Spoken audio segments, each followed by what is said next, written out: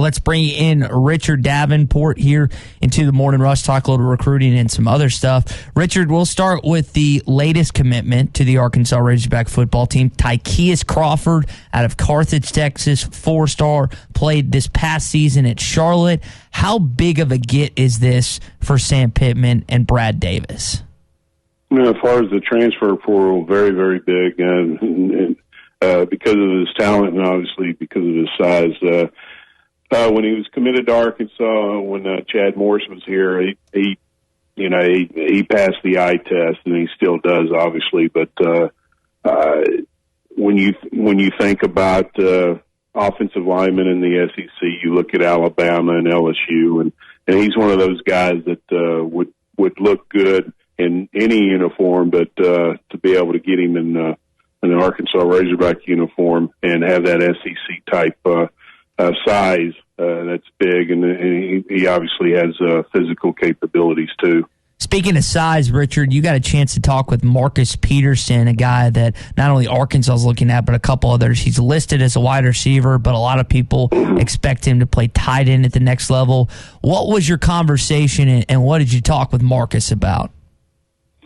Well, he narrowed down his list to 14 schools. I know if you're an Arkansas fan, it's kind of hard to get excited when a kid narrows down to 14 schools. You'd rather see it in the top 5 or top 3 or something like that. But that's what he did, and he says he's going to be making a decision fairly soon. And the thing is, he's never visited any of these schools, obviously because of COVID. Mm-hmm. And so he's going by all relationships with the coaching staffs and stuff like that. And he had a good relationship with Justin Stepp. Obviously, that he is not at Arkansas anymore. So he was talking to John Cooper, the tight ends coach, and Coach Pittman. So those relationships are good. So now I'm sure he's going to be trying to get a relationship with Arkansas's new receivers coach. But he could be making a decision at any time. He's got good size, 6'4", 200 pounds, and like you said, he could possibly play tight end on the next level too. Gives you some versatility on that side of it.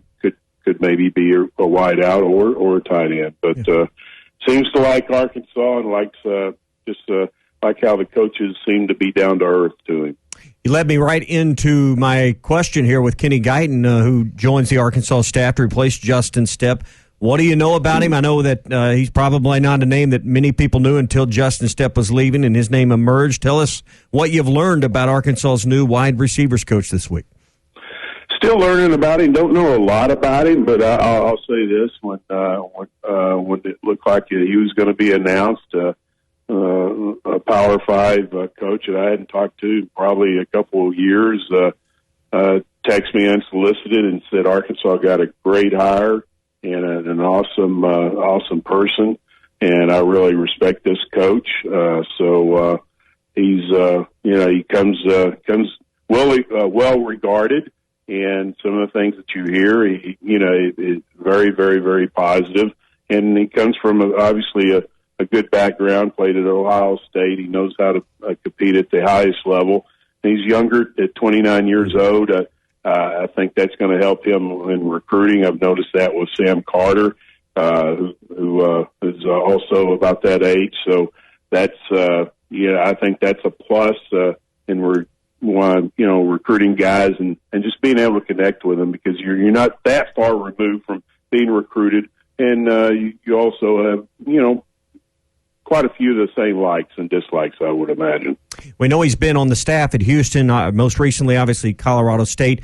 Any feel for where he has had recruiting responsibilities before geographically and how that may fit in to the recruiting plan with Sam Pittman? I'm not going to lie to you. I haven't checked into that just yet, but I will be. I would assume. I don't want to assume anything, but that's something I got to check into. Because where was Stepp's primarily respond? I mean, I know he worked a lot in Texas because that was where he was from, and or had spent some time down there on obviously he's from South Carolina, but spent some time down there with with Chad's staff and spent a lot of his recruiting time down there. But where will the holes be on Sam's staff now, recruiting wise? Well, Justin also recruited part of Arkansas, like most all the other guys did, and I think I know he recruited part of South Carolina because that was part of that was obviously his home state. I'm looking at my list on Coach Stepp, and he also that was basically it. Arkansas, Southwest Arkansas, East Texas, and east of I-45 in Texas, and southern South Carolina. But the thing was with him, and it holds true with all the other coaches on staff.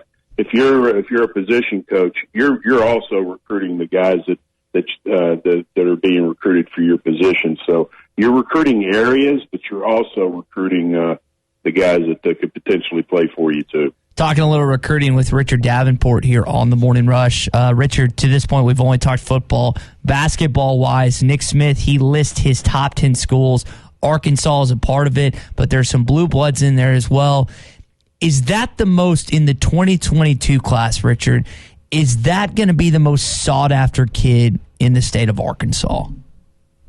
As of now, you could say that. I think Darian Ford has a chance to be definitely up there. I mean, he's an ESPN 4-star. Paul Benincardi really likes him, and I think if they have spring and summer basketball, that's when you're going to be able to see some movement with maybe some of the other guys, including Darian Ford, if they're able to showcase their talents during the spring and summer. Because obviously you didn't have that. You had limited play in the summer, but you didn't have it full-fledged like you normally would without COVID. So there could definitely be some movement because Darian Ford is legit. He can play just based off the highlights and the few games clips that I've gotten to see him. He can get to the rim at will. Richard, that's something Arkansas fans could potentially get excited about in 2022. I know Joseph Pinion, Adam Morrison has already committed, but broader perspective, when you look ahead to 2021, this doesn't just have to pertain to basketball, football, baseball, basketball. What are you excited about for the Razorback fan base this year? As far as basketball or football, or what anything, man. You pick and just roll with it. Well, I think this basketball team is still kind of gelling together, getting to know one another, and I think latter part of the season, I think you're going to see a team really probably be at its best. And then obviously, I'm ready, like everybody else. I'm ready for some baseball. And excited to see what Coach Van Horn's team will do. And they're always very competitive nationally, and I like to see them make a run towards Omaha. Richard, before we let you go, man, I got to say this about RD. So we're starting a new podcast here at ESPN Arkansas at hitthatline.com. I'm going to go across the state every week and interview a media member. Richard's going to be our first guest. Really excited about that. So, man, I just really appreciate you doing the first trusting the process, and hopefully we'll make something good out of tomorrow's program. I'm looking forward to it, buddy, and appreciate you asking me to be on it. And I really am. I'm really looking forward to it. It's going to be a good time. RD, we appreciate it as always every Thursday. We'll talk next week, buddy. Sounds good. Take care.